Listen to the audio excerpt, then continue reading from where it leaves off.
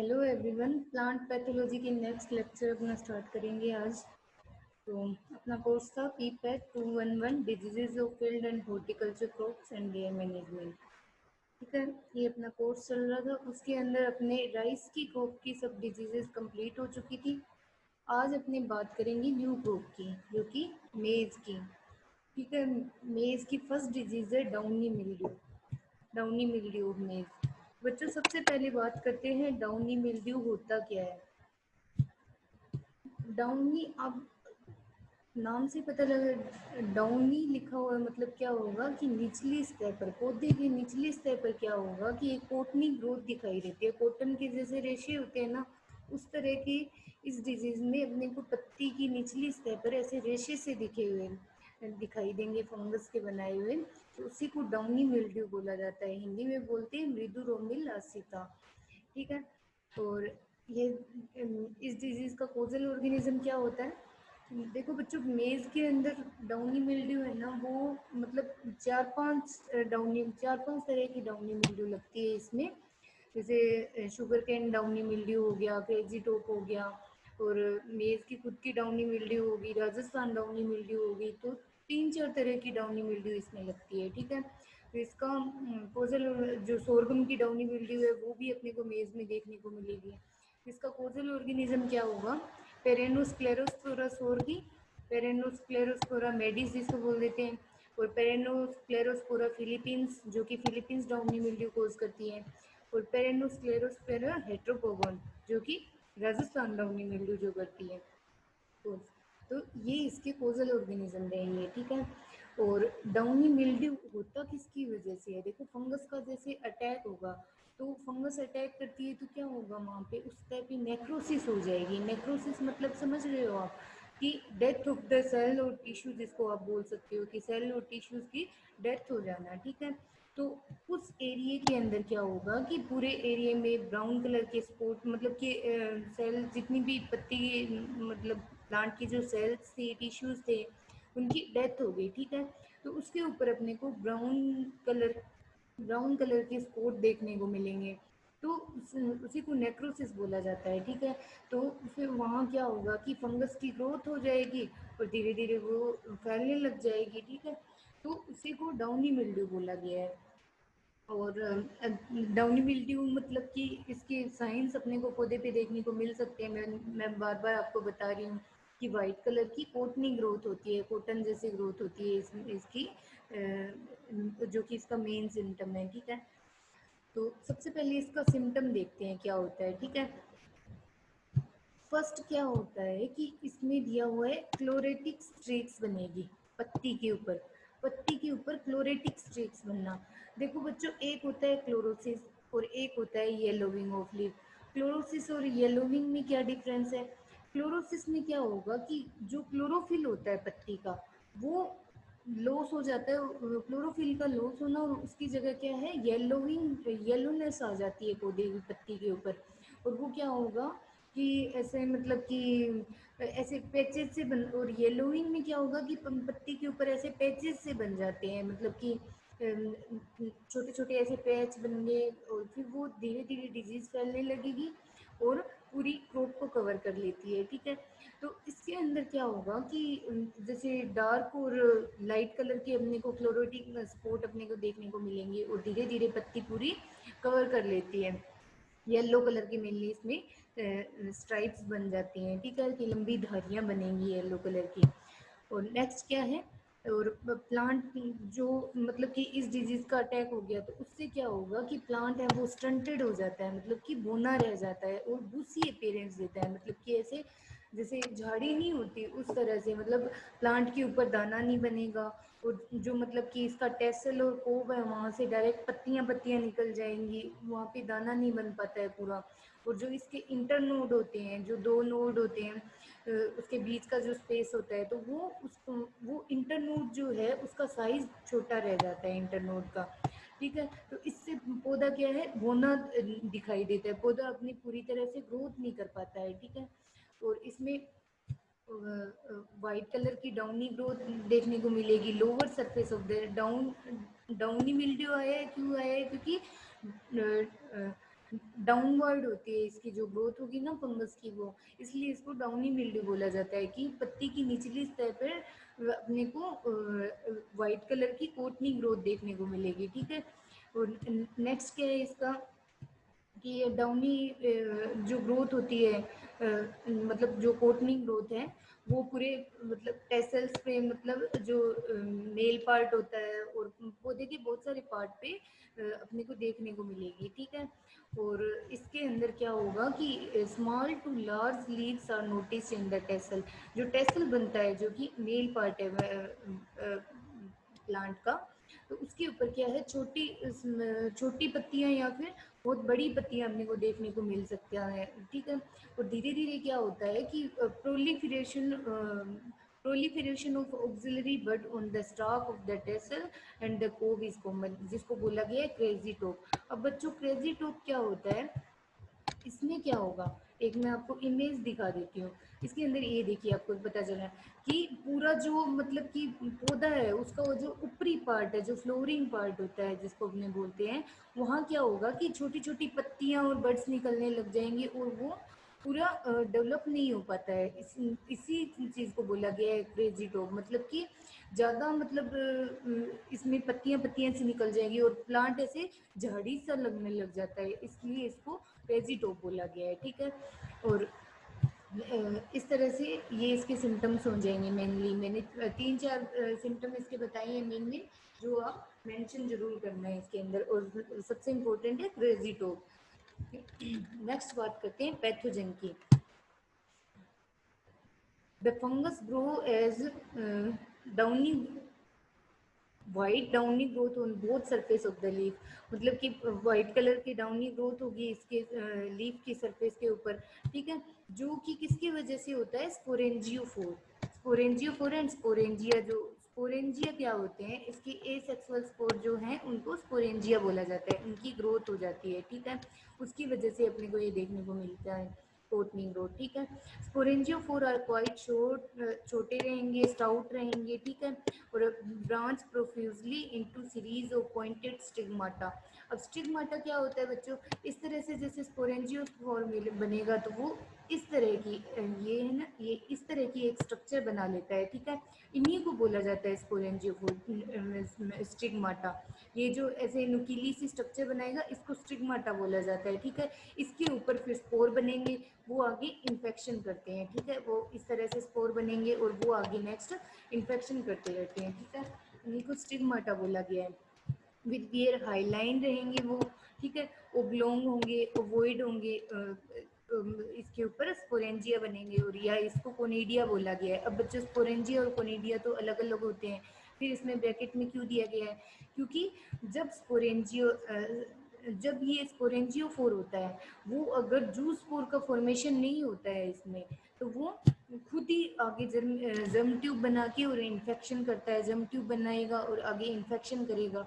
जब ये juice spore नहीं बनाएगा तो खुद ही जर्मिनेशन करेगा, तो ये किसकी तरह वर्क करता है, कोनिडिया की तरह। ठीक है, इसीलिए इसको ब्रैकेट में कोनिडिया दिया गया है। ठीक है, बाकी इसमें क्या होगा कि ये खुद ही इन्फेक्शन करेगा जर्म ट्यूब बना के। ठीक है, नेक्स्ट क्या है, sporangia germinate directly and infect the plant. Direct germinate करेगा और जर्म ट्यूब बना के और प्लांट को इन्फेक्ट कर देता है। ठीक है, एडवांस स्टेज के अंदर क्या होगा, oospore आर फॉर्म्ड।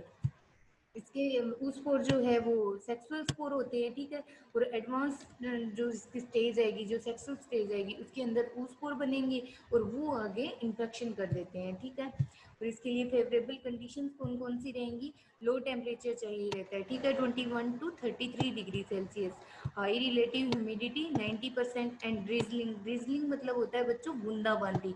जब बूंदाबांदी होती है, स्पोरेंजिया है जैसे, ठीक है, तो उनको ग्रोथ करने के लिए वाटर की रिक्वायरमेंट रहती है, और जैसे बूंदाबांदी होती है तो पत्ती के ऊपर पानी प्रेजेंट होगा तो वो फंगस अपने वहाँ पे इजीली ग्रोथ कर लेती है। इसलिए इसको इसलिए यहाँ पे मेंशन किया गया कि ड्रिजलिंग, जब बूंदाबांदी होगी उस टाइम ज़्यादा अटैक होता है। ठीक है, young plant are highly susceptible, और जो यंग प्लांट्स रहेंगे वो ज़्यादा इसमें उनमें ज़्यादा ये डिजीज़ फैलेगी।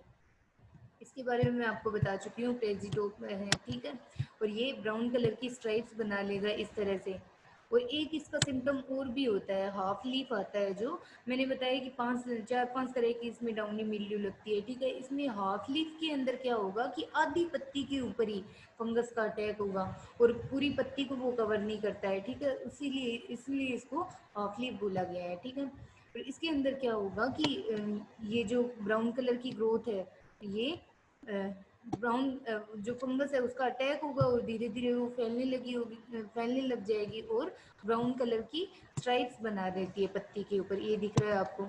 और इस तरह से पूरी पत्ती को कवर कर लेती है और पत्ती पत्ती को डेड कर देती है, ठीक है। वो अपना फंक्शन ढंग से नहीं कर पाती है। नेक्स्ट बात करते हैं इसकी डिजीज साइकिल की। बच्चों इसका जो डिजीज साइकिल है, ठीक है, उसमें प्राइमरी सोर्स क्या होगा? प्राइम देखो बच्चों, ये जो डाउनी मिल्ड्यू है वो सोइल और सीड बोर्न दोनों होती है, ठीक है। मतलब ये सोइल के थ्रू भी फैलेगी और सीड बोर्न भी होते हैं, क्योंकि बहुत सारे जब फंगस के स्पोर अगर सीड के अंदर प्रेजेंट है तो वो आगे जैसे न्यू क्रॉप आएगी तो उसके अंदर डिजीज को फैला देगा, ठीक है। और अगर ये सोइल बोर्न है तो सोइल के अंदर इसके जो स्पोर है, जो कि प्राइमरी इन्फेक्शन करते हैं। प्राइमरी इन्फेक्शन इनका किन के थ्रू होगा?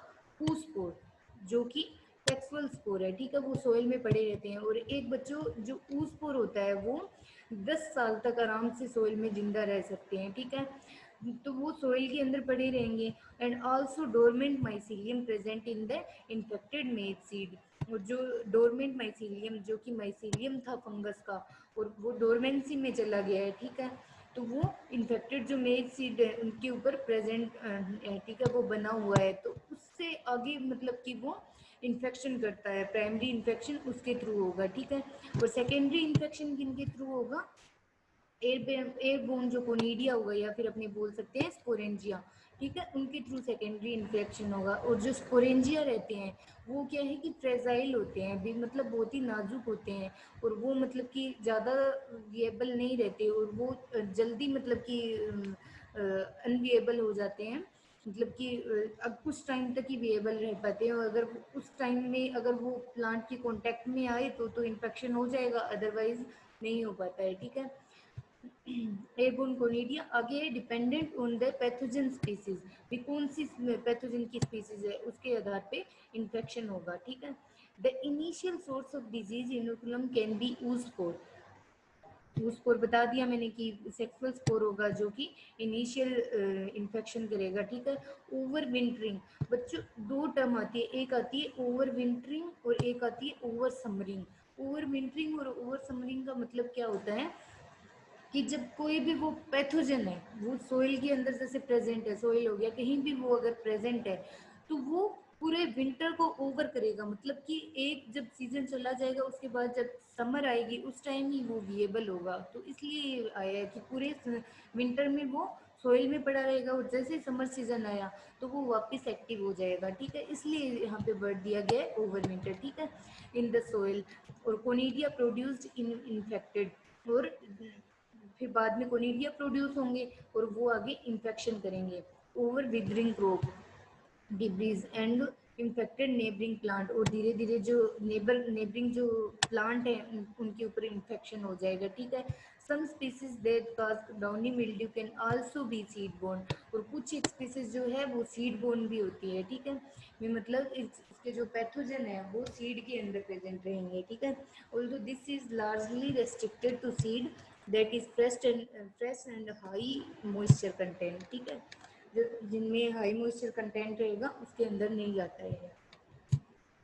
फिर नेक्स्ट आता है at the onset of growing season, जैसे ग्रोइंग सीजन आएगा, ठीक है। At soil temperature about 20 degree Celsius, जब सोइल का टेम्परेचर 20 डिग्री सेल्सियस से ज़्यादा रहेगा, ठीक, तब क्या होगा?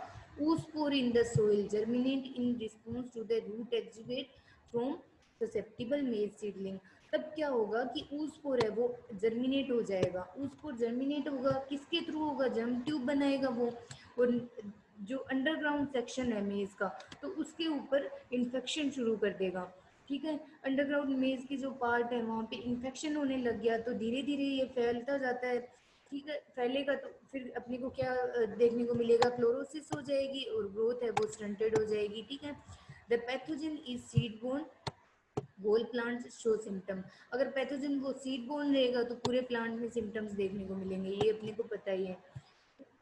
और मैंने बता दिया आपको ऊसपोर है वो 10 साल तक जिंदा रहते हैं, ठीक है। Once the fungus has colonized host tissue, sporangiopore emerge from the stomata and produce sporangia। जब जो फंगस है वो अटैक करेगी, मतलब एसेक्सुअल स्पोर के थ्रू जब अटैक करेगी तो स्पोरेंजिया होंगे, वो स्टोमेटा से प्रोड्यूस होंगे और आगे पूरी पत्ती पे फैल जाएंगे। और कब फैलेंगे? जब उनको रेन वाटर मिल रहा है अच्छे से, ठीक है। And disseminate initiate secondary infection, और सेकेंडरी इन्फेक्शन कर देंगे पौधे के अंदर, ठीक है।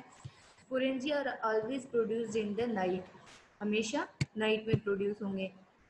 और वो फ्रेजाइल रहते हैं। फ्रेजाइल एक वर्ड है, मतलब कि बहुत ही नाजुक होते हैं, ठीक है। Can not be disseminate more than a few 100 metre, मतलब कुछ एक दूरी पर ही वो फैल पाते हैं, और ज़्यादा अगर मतलब ऐसा नहीं है कि बहुत ज़्यादा डिस्टेंस पे ये फैलेंगे। And do not remain viable for more than few hours, और कुछ घंटों तक ही विएबल रहते हैं, ठीक है। Germination of sporangia is depend on the availability of free water on leaf. मैंने बताया आपको पहले भी कि स्पोरेंजिया होते हैं वो जब भी जर्मिनेशन कर पाएंगे तब उनको वाटर मिलता है। तो बूंदाबांदी होती है जिस टाइम, तो पौधे के ऊपर पानी प्रेजेंट रहता है, ठीक है, तो वो अब वहाँ पे अपनी ग्रोथ करने के लिए सक्षम हो जाते हैं, ठीक है। इनिशियली सिम्टम में अपने को क्या देखने को मिलेगा? पौधे क्लोरेटिक स्ट्रेक्स बन जाएगी इस पे, तो मतलब कि पीली ऐसे धारियां बन बन जाएगी, ठीक है। और बाद में क्या होगा? धीरे धीरे मतलब यह फैलता जाता है, ठीक है। Conidia are produce profusely during the growing season, growing season में कोनिडिया प्रोड्यूस होगा, ठीक है। As the crop approaches senescence, oospore are produced in the large number, और बाद में oospore है वो लार्ज नंबर में प्रोड्यूस होता है, ठीक है। और एक इसमें अब मेंशन कर लेना कि बाद में वो जब मतलब ज़्यादा इन्फेक्शन हो जाता है तो क्रेजिटोप सिम्टम भी अपने को देखने को मिलेंगे, और क्रेजिटोप मैं आपको ऊपर डिस्क्राइब कर चुकी हूँ। फिर नेक्स्ट आता है इसका मैनेजमेंट। मैनेजमेंट में क्या होगा? डीप प्लोइंग करना चाहिए। क्यों करना चाहिए डीप प्लोइंग? क्योंकि मैं बार बार बता चुकी हूँ आपको कि जो इसके ऊसपोर रहेंगे तो वो सोइल में प्रेजेंट होते हैं, तो डीप प्लोइंग अगर आप करोगे तो वो ऊपर आ जाते हैं, और फिर मतलब कि जो सनलाइट आएगी तो उससे वो ख़त्म हो जाएंगे, इसलिए इसका डीप प्लोइंग करना चाहिए। तो क्रॉप रोटेशन यूज़ करना चाहिए पल्सेस के साथ, ठीक है। मतलब कि ऐसा नहीं कि बार बार वही क्रॉप लगाते रहे, बीच में पल्सेस को यूज़ करना चाहिए जिससे अपने इसको कंट्रोल कर सकते हैं। रोग्यू आउट इन्फेक्टेड प्लांट, जो भी इन्फेक्टेड प्लांट है तो उनको निकाल के और ख़त्म कर देना चाहिए। Treat the seed with metalaxyl, तो सीड को मेटल एक्साइल 6 ग्राम पर केजी के हिसाब से ट्रीट करना चाहिए, ठीक है। और क्रोप के ऊपर मेटल एक्साइल प्लस मैनकोजेब दोनों मिला के और फिर स्प्रे करना चाहिए। क्वांटिटी कितनी रहेगी? 1 kg on 20th day after sowing, मतलब कि जब सोइंग हो गई तो उसके 20वें दिन बाद। और इसकी रेजिस्टेंट वेराइटी अपने को ग्रो करना चाहिए। रेजिस्टेंट एंड कुछ एक हाइब्रिड है, जैसे CO फर्स्ट हो गया, COH फर्स्ट हो गया, COS2 हो गया, तो इन सब का यूज़ करना चाहिए। इससे क्या होता है, अपने जो इसका डिजीज़ को कंट्रोल कर सकते हैं। Thank you class.